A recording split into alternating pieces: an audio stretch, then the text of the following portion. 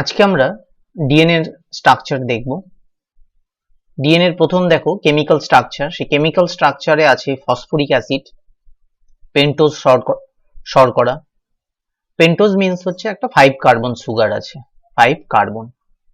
তোমরা কার্বোহাইড্রেট পড়েছো। দেখো এটা হচ্ছে একটা পেন্টোজ সুগার, এটা 1 নম্বর কার্বন, 2 প্রাইম কার্বন, 3 প্রাইম, এটা প্রাইম নাম্বার বলা হয়, 1 প্রাইম, 2 প্রাইম, 3 প্রাইম, 4 প্রাইম আর 5 প্রাইম কার্বন, অর্থাৎ 5টা কিন্তু কার্বন আছে। এবং ডিএনএ তে যে সুগারটা সেটা হচ্ছে deoxy ribose sugar, deoxy ribose sugar আছে। ডিঅক্সি মিন্স হচ্ছে ডিএনএ এর ক্ষেত্রে এই অক্সিজেনটা থাকবে না এখানে, আরএনএ এর ক্ষেত্রে এই স্ট্রাকচারটা, কিন্তু ডিএনএ এর ক্ষেত্রে ডিএনএ তে হচ্ছে ডিঅক্সি রাইবোজ। ডিঅক্সি মিন্স হচ্ছে রিমুভাল অফ অক্সিজেন। কোথায় থেকে একটা অক্সিজেন কম আছে, যে 2 প্রাইম কার্বনে OH আছে সেখানে OH এর জায়গায় H থাকবে। আর আরএনএ এর ক্ষেত্রে এই স্ট্রাকচারটা। আর হচ্ছে নাইট্রোজেন বেস আছে, অ্যাডেনিন, থাইমিন, গুয়ানিন আর সাইটোসিন। এবার আমরা ডিএনএ স্ট্রাকচারের ঢোকার আগে এর ব্যাকগ্রাউন্ডটা দেখে নেব।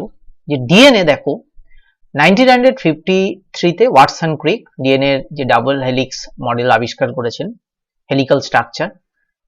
এবার তার আগে দেখো 1865 অর্থাৎ 1865 সালে মেন্ডেল, তোমরা মেন্ডেলের পড়েছো এক সংকর জননের পরীক্ষা, দ্বিসংকর জননের পরীক্ষা, হেরিডিটি, এই কথাটা তিনি প্রচলন করেছিলেন। হেরিডিটি হচ্ছে যে জীবদেহের বৈশিষ্ট্যগুলো কিভাবে অপত্যের মধ্যে যাচ্ছে সেই সম্পর্কে প্রথম আলোকপাত করেছিলেন বিজ্ঞানী মেন্ডেল। তারপরে দেখো, এবং এখানে এক সংকর এবং দ্বিসংকর জননের সূত্র আবিষ্কার করেছিলেন। 1909 অর্থাৎ 1909 সালে জোহানসেন তিনি জিন শব্দটা প্রথম প্রচলন করেছিলেন। মেন্ডেল যদিও এই হেরিডিটিতে মেন্ডেল কি বলেছিল, ফ্যাক্টর হিসাবে বলতেন জিনগুলোকে। পরবর্তীকালে ফ্যাক্টর রিপ্লেস হলো জিন দিয়ে, অর্থাৎ জীবদের প্রত্যেকটা বৈশিষ্ট্য নিয়ন্ত্রিত হচ্ছে জিন। এই জিন টার্মটা প্রথম ব্যবহার করেন জোহানসেন। তারপরে দেখো মর্গ্যান 1911, জিন ইজ রেসপন্সিবল ফর ইনহেরিটেন্স, অর্থাৎ জিনই প্রত্যেকটা বৈশিষ্ট্য অপত্য থেকে, এই কোন একটা জীবের বৈশিষ্ট্য অপত্যের মধ্যে সঞ্চারিত করছে সেই সম্পর্কে প্রথম আলোকপাত করেছিলেন মর্গ্যান। লিভেন 1929, ডিএনএ এর যে নিউক্লিওটাইড, ডিএনএ হচ্ছে একটা পলিনিউক্লিওটাইড, অনেকগুলো নিউক্লিওটাইড পর জুড়ে হচ্ছে ডিএনএ, অর্থাৎ ডিএনএ তে যে deoxyribose sugar, ATGC, phosphoric acid থাকে সেগুলো দেখেছিলেন লিভেন। তারপর অ্যাবেরি 1944, অ্যাবেরি কি করলেন, সেখানে যে DNA can transform cell, DNA কোন একটা সেলের বৈশিষ্ট্যকে চেঞ্জ করে দিতে পারে সেই সম্পর্কে আলোকপাত করেছিলেন। তারপর চারগাফ কি দেখেছিলেন, চারগাফ দেখলেন যে ডিএনএ তে যে 4টে নাইট্রোজেন বেস এটিজিসি আছে, এজি প্লাস হচ্ছে টিসি, তো এজির মোট যে পরিমাণ সেটা হচ্ছে টি আর সি এর মোট পরিমাণের সমান। এবং তারপরেই 1953 তে আবিষ্কার হয়ে গেল ডিএনএ স্ট্রাকচার। দেখো ডিএনএ তে যে নাইট্রোজেন বেস আছে আর হচ্ছে pentose sugar, deoxy ribose sugar আছে, ডিঅক্সি রাইবোজ সুগার, এই দুটো মিলে তৈরি হচ্ছে নিউক্লিওসাইড। আর নিউক্লিওসাইডের সাথে ফসফরিক অ্যাসিড আছে, ফসফরিক অ্যাসিড জুড়ে তৈরি হচ্ছে নিউক্লিওটাইড। এবার আমরা প্রথমে দেখব হচ্ছে যে ডিঅক্সি রাইবোজ সুগার, এটা হচ্ছে দেখো ডিঅক্সি রাইবোজ সুগার। এই ডিঅক্সি রাইবোজ সুগারের 1 নম্বর কার্বন, 2 নম্বর কার্বন, 3 নম্বর কার্বন, 4 নম্বর কার্বন, 5 নম্বর কার্বন। এবার কোন কার্বনে কি থাকে সেটা একটু জেনে নেব। নাইট্রোজেন বেস ডিঅক্সি রাইবোজ সুগারের সাথে থাকছে, সেটা কোথায় থাকছে দেখো, সবসময় মনে রাখবে যে 1 প্রাইম যে কার্বন, 1 প্রাইম কার্বনের সাথে কিন্তু নাইট্রোজেন বেস থাকবে, সেটা এ হতে পারে, টি হতে পারে, জি হতে পারে অথবা সি হতে পারে। আর ফসফরিক অ্যাসিড P4, এই PO4, এই ফসফরিক অ্যাসিডটা কোথায় থাকছে, ফসফেট গ্রুপটা 5 প্রাইম কার্বনের সাথে কিন্তু অলওয়েজ বাইন্ড থাকবে। তাহলে বুঝতে পারলে যে কোথায় কি থাকছে, কোন প্রাইভেট কোন কার্বনে কোনটা। এবার এখানে দেখো যে নাইট্রোজেন বেস যে আছে এখানে কি বন্ড দিয়ে আছে, গ্লাইকোসাইডিক বন্ড, গ্লাইকোসাইডিক বন্ড আছে। আর এখানে যে ফসফরিক অ্যাসিড আছে 5 প্রাইম কার্বনে সেটা হচ্ছে ফসফো ডাইএস্টার বন্ড। তাহলে এই দুটো বন্ড কিন্তু পড়বে তোমরা। নেক্সট ডিএনএ স্ট্রাকচার হচ্ছে, এবার ডিএনএ স্ট্রাকচারে আমরা ঢুকে যাব। তার আগে আমরা একটু অন্য বিষয় দেখে নিচ্ছি। দেখো ডিএনএ 1953 তে ওয়াটসন, জেমস ওয়াটসন এবং ফ্রান্সিস ক্রিক তার সাথে মরিস ওয়েলকিন্স ডিএনএ এর স্ট্রাকচার আবিষ্কার করেন এবং they got Nobel prize in the year 1962। এই তিনজন বিজ্ঞানী কিন্তু নোবেল প্রাইজ পেয়েছিলেন ডিএনএ আবিষ্কারের জন্য। এবং তার সাথে আরো দুজন বিজ্ঞানী, আরো অনেক বিজ্ঞানী, তাদের মধ্যে এই দুজন খুবই গুরুত্বপূর্ণ, আরউইন চার্গাফ এবং হচ্ছেন ফ্রাঙ্কলিন, ইনি হচ্ছেন রোজালিন ফ্রাঙ্কলিন। চার্গাফ কি করেছিলেন, চার্গাফ দেখিয়েছিলেন যে চার্গাফ রুল, সেই চার্গাফ রুলে, সেটা আমি পরে বলছি, তার উপর ভিত্তি করে ডিএনএ এর স্ট্রাকচার আবিষ্কার হয়। আর ডিএনএ যে হেলিক্যাল স্ট্রাকচার সেটা এক্স রে ক্রিস্টালোগ্রাফির মাধ্যমে দেখিয়েছিলেন উইলকিন্স এবং তার সাথে রোজালিন ফ্রাঙ্কলিন 1952 তে। এবং এই দুটো থিওরি, চার্গাফ থিওরি এবং এই এক্স রে ক্রিস্টালোগ্রাফির স্ট্রাকচারের উপর বেস করেই ডিএনএ যে ডাবল হেলিক্স স্ট্রাকচার আবিষ্কার হয় এবং এই তিনজন বিজ্ঞানী নোবেল প্রাইজ পান। ফ্রাঙ্কলিনেরও পাওয়ার কথা ছিল, কিন্তু ফ্রাঙ্কলিন আগে মারা যান এবং তোমরা জানো যে মারা যাওয়ার পরে নোবেল প্রাইজ দেওয়া হয় না, এই জন্য ফ্রাঙ্কলিন নোবেল প্রাইজ পাননি। স্ট্রাকচার অফ ডিএনএ, ডিএনএ হচ্ছে একটা পলিনিউক্লিওটাইড, যেখানে দেখো দুটো পলিনিউক্লিওটাইড চেইন, একটা 5 prime to 3 prime polynucleotide chain, আর একটা হচ্ছে 3 prime to 5 prime polynucleotide chain. এই দুটো পলিনিউক্লিওটাইড চেইন যাদের মাঝখানে হাইড্রোজেন বন্ড আছে যে নিউক্লিওটাইড গুলোর মধ্যে, এ হচ্ছে টি এর সাথে দুটো হাইড্রোজেন বন্ড এবং জি সি এর সাথে তিনটে হাইড্রোজেন বন্ডিং করে থাকছে। ডিএনএ হচ্ছে একটা রাইট হ্যান্ড হেলিক্স, যেটা এইভাবে ঘড়ির কাঁটার যে বিপরীত দিকে অ্যান্টি ক্লকওয়াইজ ঘুরছে এবং উপরের দিকে উঠছে।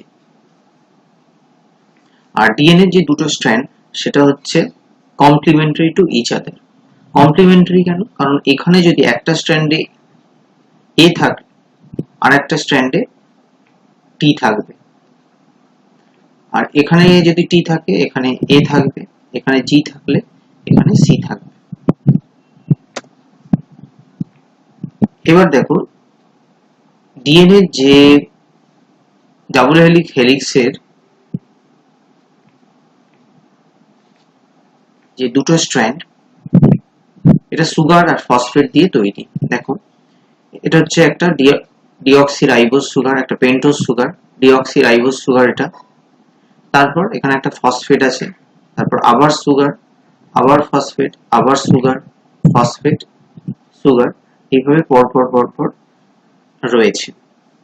একইভাবে এখানেও sugar, phosphate, sugar, phosphate, sugar, phosphate, sugar, phosphate.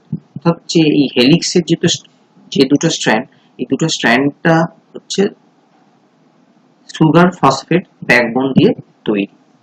এবার মাঝখানে যে পেন্টোজ সুগার, এই পেন্টোজ সুগারের যে 1 প্রাইম কার্বন, এটা 1 প্রাইম কার্বন, এটা 1 প্রাইম কার্বন, এই 1 প্রাইম কার্বনের সাথে নাইট্রোজেন বেস গুলো থাকছে এবং দুটো নাইট্রোজেন বেসের মাঝখানে, এই দুটো কমপ্লিমেন্টারি নাইট্রোজেন বেসের মাঝখানে হাইড্রোজেন বন্ড আছে। এখানে দেখো GC বেসের মধ্যে 3টে হাইড্রোজেন বেস আর এটির মধ্যে দুটো হাইড্রোজেন বেস রয়েছে।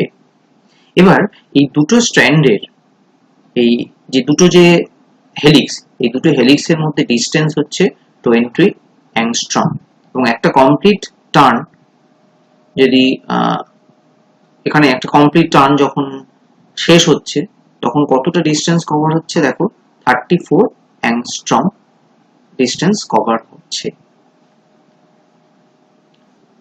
নেক্সট হচ্ছে ডিএনএ যে দুটো স্ট্র্যান্ড সেটা হচ্ছে অ্যান্টি প্যারালাল। অ্যান্টি প্যারালাল কেন? দেখো একটা হচ্ছে স্ট্র্যান্ড হচ্ছে 5 প্রাইম টু 3 প্রাইম থাকছে, আর একটা স্ট্র্যান্ড হচ্ছে 3 প্রাইম টু 5 প্রাইম। কেন এরকম হচ্ছে দেখো, এটা একটা ডিঅক্সিরাইবোজ সুগার, এই ডিঅক্সিরাইবোজ সুগারে এটা 1 প্রাইম কার্বন, এটা 2 প্রাইম, এটা 3 প্রাইম, এটা 4 প্রাইম, এটা 5 প্রাইম কার্বন। এখানেও সিমিলার একটা ডিঅক্সিরাইবোজ সুগার রয়েছে 5 প্রাইম কার্বন। এই 3 প্রাইম আর 5 প্রাইমের মাঝখানে কি থাকছে? ফসফেট থাকছে, যেটা ফসফোডাইএস্টার বন্ড দিয়ে এই 3 প্রাইম এবং 5 প্রাইম কার্বন দুটো অ্যাটাচ থাকছে। 5 প্রাইম কার্বনে ফসফেট গ্রুপ থাকছে এবং সেটা 3 প্রাইম কার্বনের সঙ্গে ফসফোডাইএস্টার বন্ড তৈরি করছে। ঠিক এখানেও একটা ডিঅক্সিরাইবোজ সুগার আছে যার 5 প্রাইম কার্বনে একটা ফসফেট গ্রুপ আছে, ফসফোডাইএস্টার বন্ড তৈরি করছে। তাহলে দেখো এইখানে আমরা একটা 3 প্রাইম এন্ড পাচ্ছি, 3 প্রাইম এন্ড, আর এখানে একটা 5 প্রাইম এন্ড পাচ্ছি যার সাথে বড় কোনো নিউক্লিওটাইড অ্যাটাচড নেই। এটাকে বলা হচ্ছে 5 প্রাইম এন্ড, এটা 3 প্রাইম এন্ড। তাহলে এটা একটা ডাবল হেলিক্স ডিএনএ 5 প্রাইম, এটা 3 প্রাইম। যদি এটা 5 প্রাইম টু 3 প্রাইম হয়, পাশের যে স্ট্র্যান্ডটা সেটা 3 প্রাইম টু 5 প্রাইম হবে। কেন দেখো, ডিঅক্সিরাইবোজ সুগারের 5 যে 1 প্রাইম কার্বনের সাথে নাইট্রোজেন বেস থাকছে, তাহলে এইখানে যে যে সুগারটা ঠিক এইভাবে থাকবে। এটা 1 প্রাইম কার্বন, 2 প্রাইম, 3 প্রাইম, এটা 4 প্রাইম, এটা 5 প্রাইম কার্বন। 5 প্রাইম কার্বনে ফসফেট গ্রুপ আছে। ঠিক এখানে আবার nitrogen 1 prime, 2 prime, 3 prime, 4, 5 deoxyribose sugar আছে, এখানে ফসফেট গ্রুপ আছে। এই 3 প্রাইম আর 5 প্রাইমের মাঝখানে ফসফোডাইএস্টার বন্ড থাকবে, ফসফোডাইএস্টার বন্ড দিয়ে অ্যাটাচ আছে। এইবার সাপোজ এখানে এ আছে আর এখানে যদি টি থাকে তাহলে এখানে ডাবল বন্ড থাকবে।